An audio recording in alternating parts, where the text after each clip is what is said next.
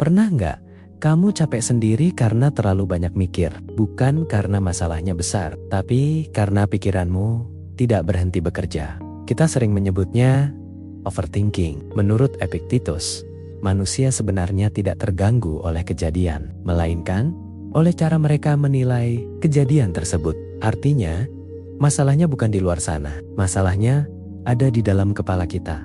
Coba perhatikan, saat kamu overthinking, apa yang sebenarnya terjadi?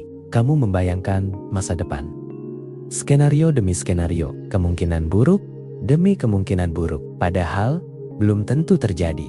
Dan disinilah jebakannya. Pikiran kita diciptakan untuk melindungi kita. Tapi tanpa kita sadari, ia justru menciptakan ancaman yang belum ada.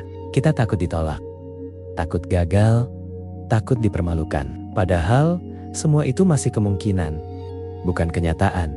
Marcus Aurelius pernah menulis bahwa kita seringkali lebih menderita dalam imajinasi daripada dalam realitas. Lalu, kenapa kita tetap melakukannya? Karena kita ingin mengontrol segalanya. Kita ingin hasil yang pasti. Kita ingin semua orang menyukai kita. Kita ingin masa depan berjalan sesuai rencana. Tapi, hidup tidak bekerja seperti itu. Dalam Stoik, ada satu prinsip sederhana, tapi sangat dalam. Ada hal-hal yang bisa kita kontrol, dan ada yang tidak. Kita bisa mengontrol tindakan kita. Kita bisa mengontrol pilihan kita. Tapi, kita tidak bisa mengontrol hasil. Tidak bisa mengontrol opini orang lain. Dan overthinking muncul saat kita mencampur keduanya. Kita memikirkan sesuatu yang di luar kendali. Seolah-olah kita bisa mengubahnya hanya dengan berpikir lebih keras. Padahal, tidak. Semakin kita mencoba mengendalikan yang tidak bisa dikendalikan, semakin kita kehilangan kendali atas diri sendiri. Lalu, bagaimana cara keluar dari lingkaran ini? Stoik tidak menyuruh kita berhenti berpikir, tapi mengajarkan kita untuk berpikir dengan benar. Saat pikiran mulai berisik, berhenti sejenak. Tanyakan pada diri sendiri, apakah ini benar-benar terjadi atau hanya ada di kepalaku? Kalau itu belum terjadi, maka itu bukan masalah saat ini.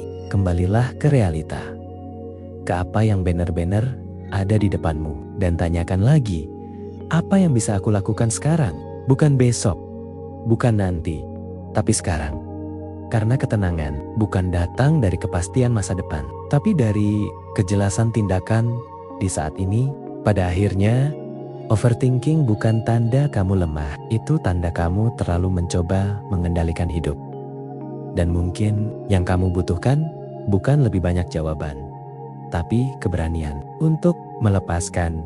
Karena dalam banyak hal di hidup ini, kedamaian datang bukan saat kita memahami segalanya, tapi saat kita menerima bahwa tidak semuanya harus kita pahami.